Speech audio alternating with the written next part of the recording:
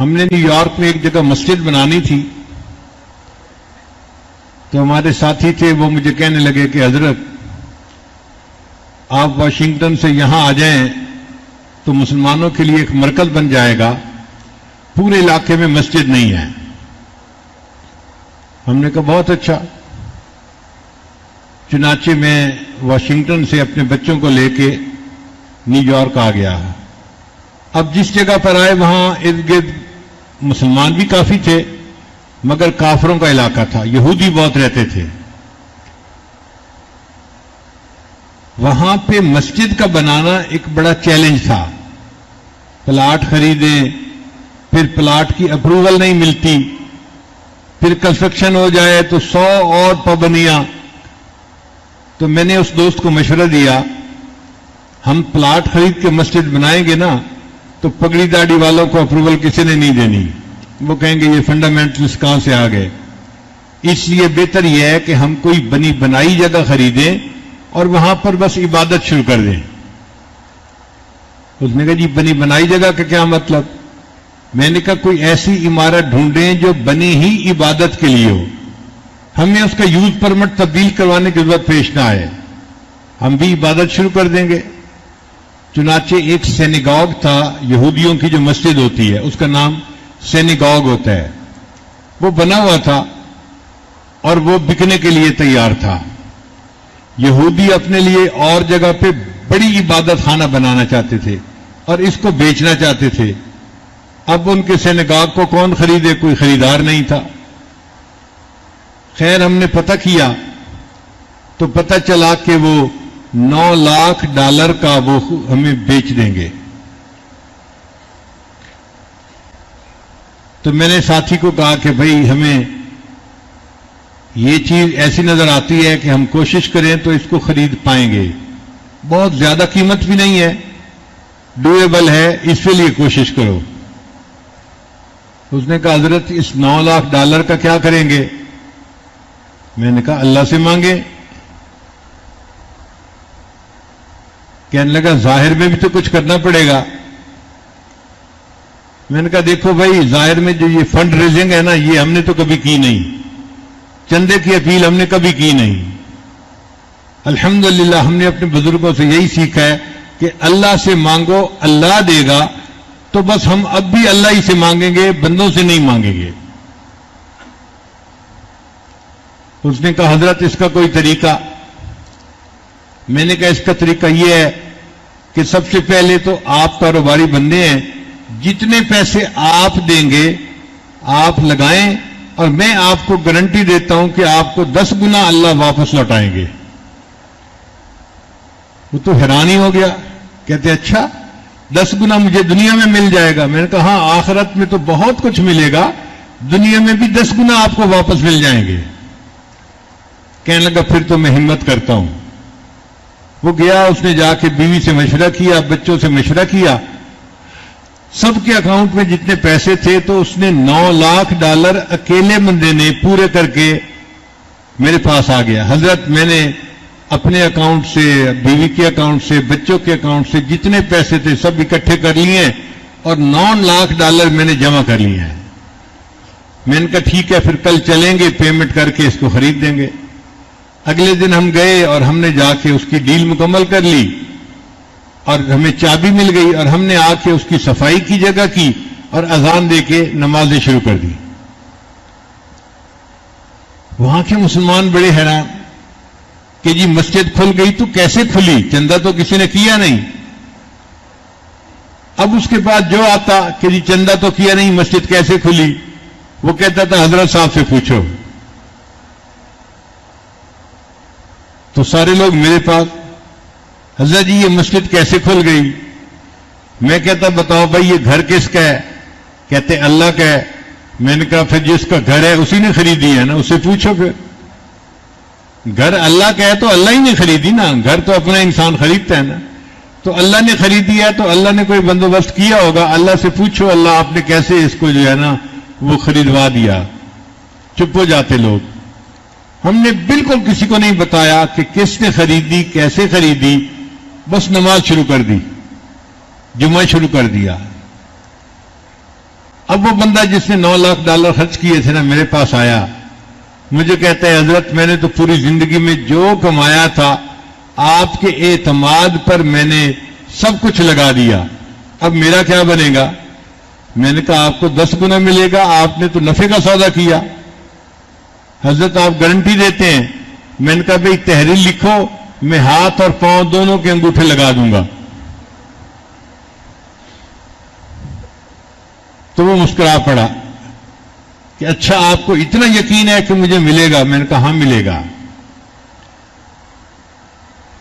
پھر اس کو میں نے مشورہ دیا کہ دیکھیں آپ کے 2 مکان ہیں, ایک میں آپ رہتے ہیں اور دوسرا آپ نے کرائے پہ دیا ہوا ہے. کہنے لگا ہاں. میں نے کہا وہ جو کرائے پہ دیا ہوا ہے نا اس کو آپ بیچ دیں اور جو $5-6 لاکھ آپ کو ملے گا اس سے آپ کوئی اور مکان خریدیں اور پراپرٹی کا کام شروع کر دیں. اللہ کی شان دیکھیں جی کہ اس بندے نے پراپرٹی کا کام شروع کر دیا. ایک مکان میں اللہ نے پروفٹ دیا, پھر دوسرے میں دیا, پھر تیسرے میں دیا. 3 سال گزرنے کے بعد ایک دن فجر کی نماز کے لیے آیا, مجھے کہنے لگا حضرت آپ کی ذمہ داری پوری ہو گئی. میں نے پوچھا میری ذمہ داری کیسے پوری ہو گئی؟ کہنے لگا حضرت اس وقت میں $9 ملین کی پراپرٹی کا مالک ہوں, اللہ نے مجھے 10 گنا واپس پیسے لوٹا دیے ہیں. میں نے کہا الحمدللہ, میں نے صرف آپ سے نہیں اپنی زندگی میں درجنوں بندوں کو یہ بات سمجھائی اور انہوں نے اللہ سے سودا کیا اور اللہ نے ان کو 10 گنا کم از کم واپس دیا. اس سے زیادہ بھی مل سکتا ہے, لیکن چونکہ ہمارا یقین کمزور ہے ہم صرف 10 گنا تک ہی رہتے ہیں. اگر کوئی زیادہ یقین والا ہو تو وہ تو 70 گنا بھی لے سکتا ہے, 100 گنا بھی لے سکتا ہے واپس. بلکہ واللہ یضاعف لمن یشاء بغیر حساب, اللہ بغیر حساب اس کو واپس عطا فرما سکتا ہے. تو یقین کے ساتھ اللہ کے راستے میں خرچ کریں کہ یہ میرے پاس واپس آنا ہی آنا ہے. اتنا بڑا مجمع سامنے ہے, آپ حضرات اپنے دلوں میں جھانک کے بتائیں, کبھی آپ نے کوئی بندہ دیکھا جو مدارس اور مساجد پہ خرچ کرنے والا ہو اور بینکرپٹ ہو گیا ہو, اس کا کاروبار ٹھپ ہو گیا ہو مسجدوں پہ خرچ کرنے کی وجہ سے یا مدرسوں پہ خرچ کرنے کی وجہ سے؟ 1 سے 2 فیکٹریاں تو ہوتی ہیں, دکانیں بھی 1 سے 2 ہو جاتی ہیں. کبھی کام ٹھپ نہیں ہوا جو اللہ کے راستے میں خرچ کرتے ہیں. کیوں کہ اللہ نے قرآن میں فرما دیا وما انفقتم من شیء فهو یخلفہ, تم اللہ کے راستے میں جو خرچ کرو گے اللہ تمہیں اس کا بدلہ دے کر رہے گا. رابعہ بصریہ اللہ کی ایک نیک بندی تھی, ان کا واقعہ میں سنا دیتا ہوں. عام طور پہ لوگ سمجھتے ہیں کہ عورتوں کا یقین کمزور ہوتا ہے, بیچاری جلدی گھبرا جاتی ہیں.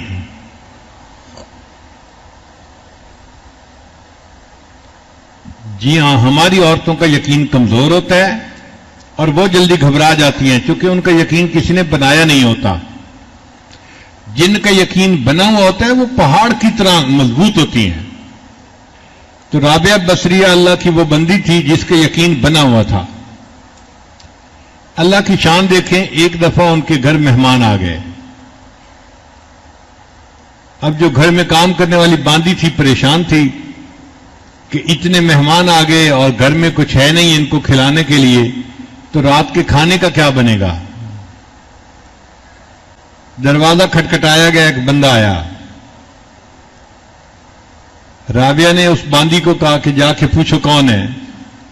اس نے کہا جی کوئی بندہ ہے, کھانا لایا ہے. اچھا بھائی کھانا لایا ہے تو روٹیاں گنو کتنی ہیں. وہ جی روٹیاں تو 9 ہیں. انہوں نے کہا نہیں یہ ہمارا کھانا نہیں, یہ اس بندے کو واپس کر دو. اب باندی حیران کہ چلو 9 تو ہے نا روٹیاں, کھانا تو کھلایا جا سکتا ہے, وقت بھی ہو گیا, ہم واپس کر دیں گے تو کیا بنے گا. خیر اس نے جا کے کھانا واپس لوٹا دیا. تھوڑی دیر بعد ایک دوسرا بندہ کھانا لے کے آ گیا. رابعہ نے کہا کہ روٹیاں گنو کتنی ہیں. اس نے کہا جی 9 ہیں. اس نے کہا نہیں ہمارا کھانا نہیں ہے, واپس کر دو. اب وہ کھانا بھی واپس کر دیا گیا. اب دیر بھی ہو گئی, مہمان بھی تھے اور عشاء کے بعد کافی لیٹ ہو گیا تھا ٹائم، تو وہ خادمہ بھی تنگی محسوس کر رہی تھی کہ اب تو ہمیں مہمانوں کے سامنے کھانا رکھ دینا چاہیے، لیکن انہیں سمجھ نہیں آ رہا تھا کہ رابعہ نے 2 مرتبہ اللہ نے کھانا بھیجا، واپس کیوں کر دیا؟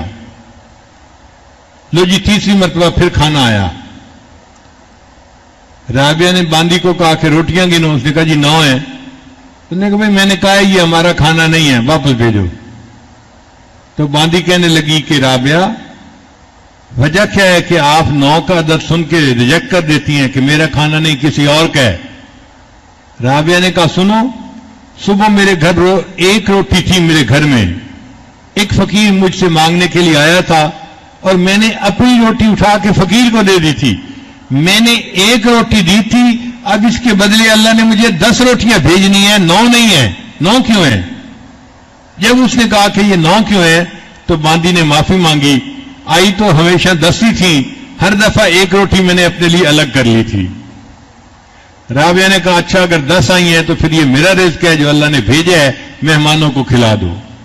عورت ذات ہے اور اس کا اتنا یقین ہے کہ میں نے 1 روٹی اللہ کے راستے میں دی تھی، اب اس کے بدلے مجھے 10 ملنی ہے،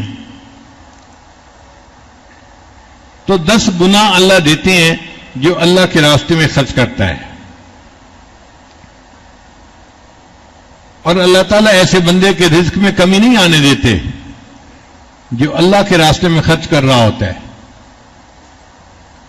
ہمارے قریب ایک گاؤں ہے، اس میں ایک عورت گزری، اس کو حاتم تائی کی بہن کہا کرتے تھے، وہ بڑی سخی عورت تھی، وہ اللہ کے راستے میں خوب خرچ کرتی تھی، اس کا خاوند بڑا ذمہ دار بھی تھا اور گاؤں کا نمبردار بھی تھا، اور وہ گاؤں بالکل سڑک کے کنارے تھا، اکثر لوگ وہاں بس سے اترتے اور پھر اندر جو ان کے گھر تھے ان گاؤں میں چلے جاتے تھے۔ اس نے دیکھا کہ سڑک پر لوگ بس کا انتظار کر رہے ہوتے ہیں، دھوپ میں کھڑے ہوتے ہیں، بارش میں کھڑے ہوتے ہیں، تو کیوں نہ ہو کہ میں یہاں پر کوئی سائے کی جگہ بنا دیتی ہوں تاکہ ان لوگوں کے لیے انتظار کرنا آسان۔ تو اس نے ایک کمرہ بنوا دیا، چھت ڈال دی اور مہمانوں کو وہاں بیٹھنے کی، لیٹنے کی سہولت مل گئی۔ اب مہمان جو آتے تو وہ وہاں ٹھہرتے، گھنٹہ 2 گھنٹہ جو انتظار تھا، پھر چلے جاتے۔ پھر اس کے ذہن میں خیال آیا ان لوگوں کو پانی پینے کا بندوبست بھی کرنا چاہیے، کچھ کھانا کھلانے کا بندوبست بھی کرنا چاہیے، تو اس نے ان کے لیے کھانے پینے کا بندوبست بھی شروع کروا دیا۔ اب آپ کو پتہ ہی ہے کہ ہم جیسے جو مفت خورے ہوتے ہیں نا، ان کو مفت میں روٹی مل جائے کہیں تو وہ پلاننگ ہی ایسے کرتے ہیں کہ یہاں سے جائیں گے اور فلاں جگہ رات گزاریں گے، کھانا کھائیں گے اور صبح پھر آگے جائیں گے۔ رش بڑھنا شروع ہو گیا، اب کھانا کھانے والے 200-300 تک پہنچ گئے۔ بات شروع ہوئی تھی 5-10 سے، اور اب انتظار گاہ میں 200-300 بندے ہوتے، مگر کھانا پکایا جاتا اور ان کو دیا جاتا۔ اب کچھ لوگ جو ہوتے ہیں نا، وہ بڑے خیر خواہ ہوتے ہیں، اللہ ہی ان سے نمٹے، ان بیچاروں کو ہضم نہیں ہوتا یہ سب کچھ۔ اب انہوں نے دیکھا کہ بھئی روزانہ اتنا پیسہ خرچ ہو رہا ہے، یہ عورت کھانا بنوا رہی ہے اور 200 بندوں کو کھانا کھلا رہی ہے۔ وہ اس کے خاوند کے پاس گئے، سناؤ بھائی، درخت سے کہیں پتے اتار کے لاتے ہو پیسے جو تمہارے پاس کمی نہیں ہے؟ انہوں نے کہا نہیں، میں زراعت سے کماتا ہوں۔ دیکھو تمہاری بیوی تو ایسے پیسہ لٹا رہی ہے، 200-300 بندوں کو ہر رات کھانا کھلاتی ہے، یہ تو تمہیں کنگال کر کے ہی رہے گی۔ کوئی دوسرا آ جاتا، وہ بھی اسی طرح کی بات، میاں کچھ جمع کر لو، سوچ سمجھ سے لگاؤ، برا وقت بھی بندے پہ آ جاتا ہے۔ اب ادھر سے کوئی مشورہ، ادھر سے کوئی مشورہ، وہ بندہ اتنا تنگ آ گیا کہ ایک دن اس نے فیصلہ کر لیا کہ اب میں یہ مہمان خانہ جو ہے ختم کر دوں گا۔ اس نے آرڈر دے دیا، آج کے بعد ہم کسی کو کھانا نہیں کھلائیں گے۔ جب اس عورت کو یہ خبر ملی تو وہ بڑی غمزدہ ہوئی، مگر اس نے اپنے خاوند سے کوئی جھگڑا نہیں کیا۔ جو عقل مند سمجھدار بیویاں ہوتی ہیں نا، وہ موقع پہ بات کرتی ہیں اور ایسے طریقے سے بات کرتی ہیں کہ معاملہ سلجھ جائے، معاملے کو الجھاتی نہیں ہے۔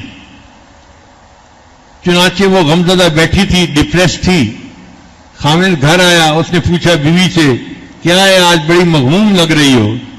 انہوں نے کہا بس آج دل بہت غمزدہ ہے میرا، کہیں دل نہیں لگ رہا، بہت طبیعت بیزار ہے۔ اس نے کہا پھر اچھا ایسے کرو، میں جا رہا ہوں زمینوں پہ مربے میں، تو آپ میرے ساتھ چلو، زمینوں پہ جاؤ گی، وہاں پر سبزیاں دیکھو گی، پھل دیکھو گی، سبزہ دیکھو گی، اور چیزیں دیکھو گی نا، تو تمہیں طبیعت تمہاری فریش ہو جائے گی۔ اس نے کہا ٹھیک ہے۔ چنانچہ بیوی اپنے خاوند کے ساتھ زمینوں پہ چلی گئی۔ اب کچھ دیر تو وہ چلی پھری، پھر ایک جگہ جہاں پہ کنواں چل رہا تھا نا، وہاں آ کے وہ بیٹھ گئی اور کنویں کے اندر اس نے جھانکنا شروع کر دیا۔ آدھا گھنٹہ گزر گیا، یہ عورت بیٹھی کنویں کے اندر ہی دیکھتی جا رہی ہے۔ تو خاوند اپنا کام سمیٹ کے آیا، اس نے کہا اللہ کی بندی کیا کر رہی ہو، اتنی دیر سے ایک ہی جگہ بیٹھی ہو؟ اس نے کہا بس میں دیکھ رہی ہوں یہ خالی ڈول اندر جا رہے ہیں اور پانی سے بھر بھر کے واپس آ رہے ہیں، کوئی ڈول خالی نہیں آتا، جو خالی ڈول اندر جاتا ہے وہی بھر کے واپس آتا ہے۔ تو خاوند ہنس پڑا، کہنے لگا تم بڑی بیوقوف ہو، تمہیں پتہ نہیں ہے کہ کنواں کا پانی خشک نہیں ہوتا، یہ ساری عمر بھی کنواں چلتا رہے، خالی ڈول جاتے رہیں گے، بھر بھر کے آتے رہیں گے، اللہ کنویں کا پانی اسی طرح رکھے گا، زمین سے اور پانی آتا رہے گا۔ تو اس نے کہا اچھا کنویں کبھی خشک نہیں ہوتے؟ اس نے کہا نہیں خشک نہیں ہوتے۔ اس نے کہا پھر اللہ نے تمہارے گھر میں بھی ایک کنواں جاری کر دیا تھا، تمہیں کیوں ڈر لگا کہ وہ کنواں خشک ہو جائے گا اور اس کا پانی ختم ہو جائے گا؟ خاوند کو بات سمجھ آ گئی، اس نے فیصلہ کیا میں مہمان خانے کو چلاتا رہوں گا۔ وہ عورت جب تک زندہ رہی پوری زندگی 200-300 مہمانوں کا کھانا روزانہ کھلاتی رہی اور اللہ اس کے خاوند کو رزق دیتا رہا۔